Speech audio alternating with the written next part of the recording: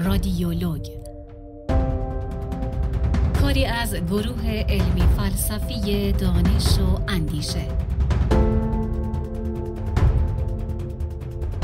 اینجاییم تا درباره مسائل انسان از افقی نو بگوییم.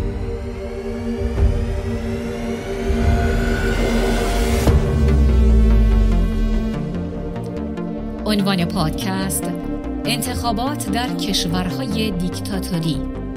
نویسنده جناب آقای سیاوش محمدی.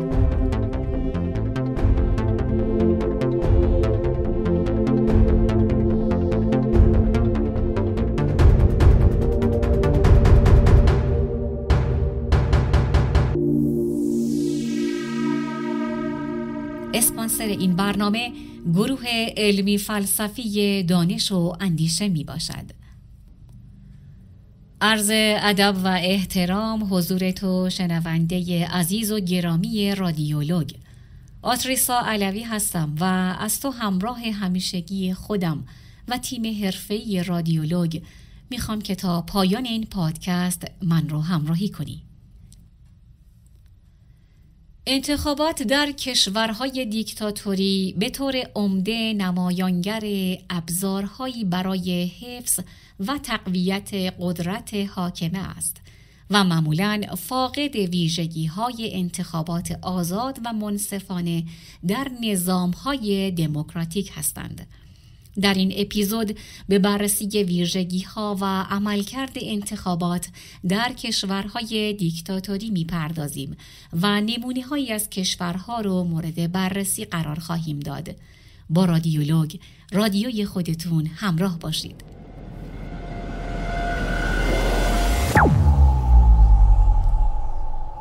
رأی‌گیری در حکومت‌های دیکتاتوری به چند دلیل مهم است. 1. مشروعیت بخشی. دیکتاتورها از رأی‌گیری برای به دست آوردن مشروعیت بین‌المللی و داخلی استفاده می‌کنند.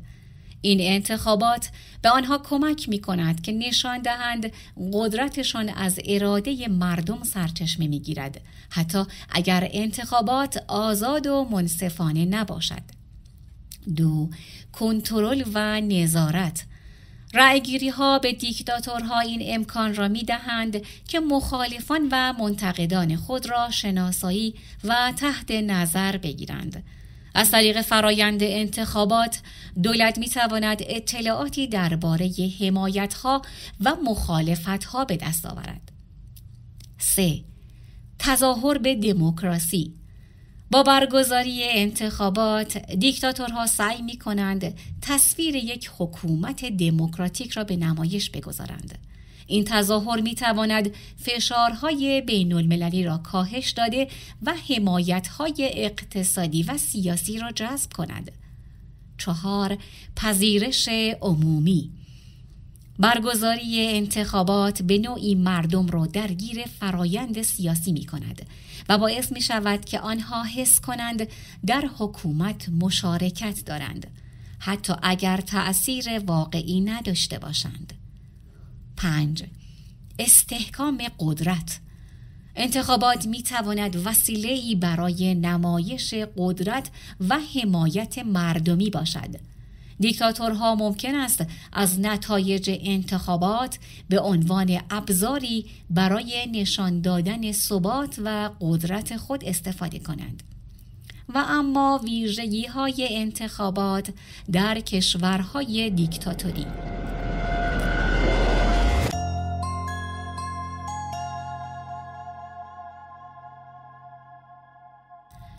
کنترل شدید بر فرایند انتخابات.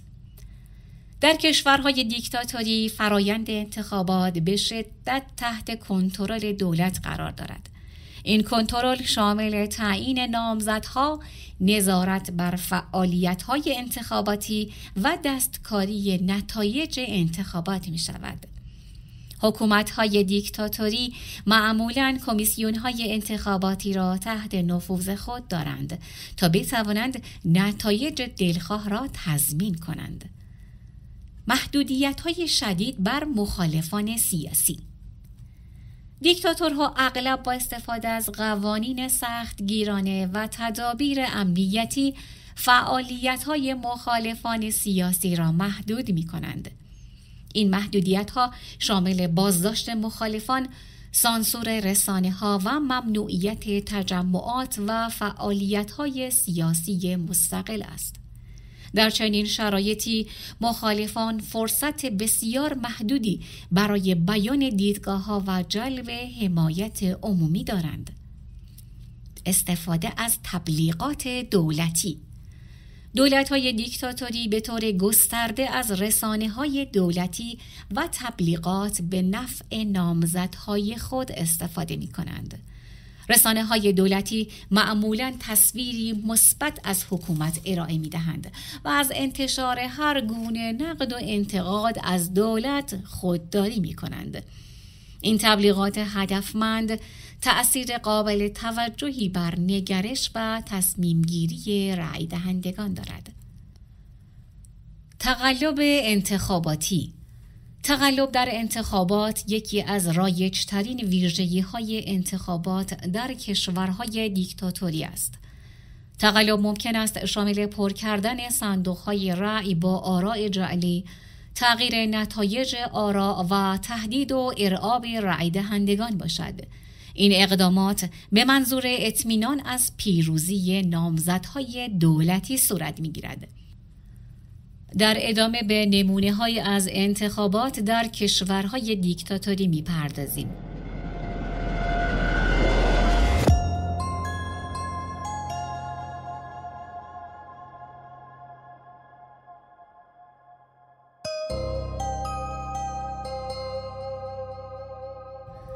بلاروس. در بلاروس تحت ریاست الکساندر لوکاشنکو انتخابات به صورت مداوم با ادعاهای تقلب و سرکوب مخالفان مواجه بوده است. انتخابات ریاست جمهوری سال 2020 بلاروس که به پیروزی لوکاشنکو منجر شد با اعتراضات گسترده و ادعاهای تقلب همراه بود. نیروهای امنیتی با خشونت با معترضان برخورد کردند و بسیاری از رهبران مخالف دستگیر شدند. کره شمالی. در کره شمالی انتخابات تنها به عنوان یک نمایش سیاسی برای تقویت قدرت خاندان کیم عمل می‌کند. انتخابات در این کشور بدون گزینه‌های واقعی برگزار می‌شود و تنها یک نامزد که از طرف حزب کارگران کره حمایت می‌شود در هر حوزه انتخاباتی حضور دارد. نتایج انتخابات همواره نشان دهنده حمایت کامل و بدون قید و شرط از حکومت است. زیمبابوه. در زیمبابوه تحت رهبری رابرت موگابه و پس از او انتخابات با اتهامات گسترده تقلب و خشونت‌های انتخاباتی همراه بوده است. انتخابات ریاست جمهوری سال 2008 زیمبابوه با سرکوب خشونت‌آمیز مخالفان و ادعاهای تقلب گسترده همراه بود که به شدت اعتبار انتخابات را زیر سوال برد. عرض خسته نباشید به تو شنونده عزیز من که همچنان من رو همراهی می‌کنی.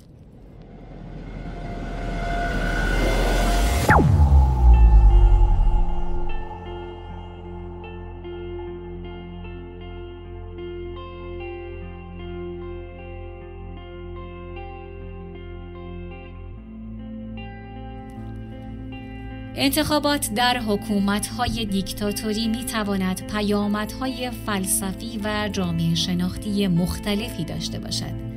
این پیامدها به طور گسترده‌ای بستگی به میزان کنترل و ماهیت دیکتاتوری دارد.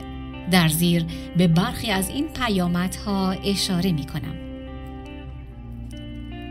پیامدهای فلسفی. انتخابات در حکومت‌های دیکتاتوری اغلب سوری و کنترل شده هستند. این امر می‌تواند به مشروعیت زدایی از مفهوم دموکراسی منجر شود، زیرا مردم به این باور می‌رسند که انتخابات به عنوان یک ابزار واقعی برای تغییر و ابراز اراده مردم وجود ندارد. همچنین در حکومت‌های دیکتاتوری ممکن است دو نوع حقیقت وجود داشته باشد. حقیقت رسمی که توسط حکومت بیان می شود و حقیقت واقعی که مردم تجربه می کنند. این دوگانگی می تواند باعث سردرگمی و بی‌اعتمادی عمومی شود. شرکت در انتخابات در یک دیکتاتوری ممکن است به یک مسئله اخلاقی تبدیل شود. برخی ممکن است آن را یک وظیفه مدنی بدانند، در حالی که دیگران ممکن است آن را تایید ضمنی نظام دیکتاتوری تلقی کنند. پیامدهای جامعه شناختی. در حکومت‌های دیکتاتوری نهادهای مدنی اغلب ضعیف یا تحت کنترل دولت هستند. انتخابات ممکن است به عنوان ابزاری برای کنترل و هدایت نهادهای مدنی و تضعیف آنها استفاده شود. به دلیل عدم اعتماد به سیستم رسمی، مردم ممکن است به شبکه‌های غیر رسمی و زیرزمینی روی بیاورند. این شبکه‌ها می‌توانند شامل گروه‌های مخالف، سازمان‌های غیر رسمی و ارتباطات خانوادگی و اجتماعی باشد. شرکت در انتخابات در یک دیکتاتوری می‌تواند با ترس از عواقب منفی همراه باشد، از جمله سرکوب، آزار و اذیت و خودسانسوری. این ترس می‌تواند به کاهش مشارکت مردمی و از دست دادن اعتماد به سیستم منجر شود. انتخابات ممکن است بیشتر به عنوان یک نمایش و تظاهر برگزار شود تا یک فرایند واقعی دموکراتیک. این امر می‌تواند باعث ایجاد شکاف بین دولت و مردم و تقویت احساس نارضایتی عمومی شود. انتخابات در دیکتاتوری می‌تواند الگوهای رفتاری خاصی را در جامعه تقویت کند، مانند بی‌تفاوتی سیاسی، فرصت طلبی و تسلیم پذیری. نتیجه گیری. به طور کلی انتخابات در حکومت‌های دیکتاتوری می‌تواند تأثیرات منفی و پیچیده‌ای بر جامعه و فلسفه سیاسی داشته باشد و این تأثیرات معمولاً به تقویت قدرت دیکتاتور و تضعیف نهادهای دموکراتیک منجر می‌شود. انتخابات در کشورهای دیکتاتوری به جای انعکاس اراده واقعی مردم، ابزاری برای حفظ و تقویت قدرت حاکمه است. با کنترل شدید بر فرایند انتخابات، محدودیت بر مخالفان، استفاده گسترده از تبلیغات دولتی و تقلب، دیکتاتورها تلاش می‌کنند تا نمایش مشروعیت خود را به نمایش بگذارند. در این شرایط انتخابات نه تنها به بهبود وضعیت سیاسی و اجتماعی کشور کمک نمی کند، بلکه می تواند به تقویت سرکوب و نارضایتی عمومی منجر شود. در نهایت، انتخابات در حکومت‌های دیکتاتوری بیشتر به عنوان یک ابزار تبلیغاتی و کنترلی استفاده می شود تا وسیله‌ای برای تحقق اراده واقعی مردم. خب عزیز همراه، امیدوارم که موضوع پادکست امروز مورد توجهتون قرار گرفته باشه. یک دنیا سپاس از اینکه تا انتها من رو همراهی کردید.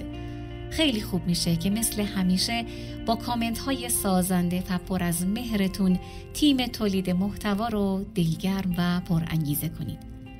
آنچه شنیدید حاصل تلاش تیم تولید محتوا در گروه علمی فلسفی دانش و اندیشه بود.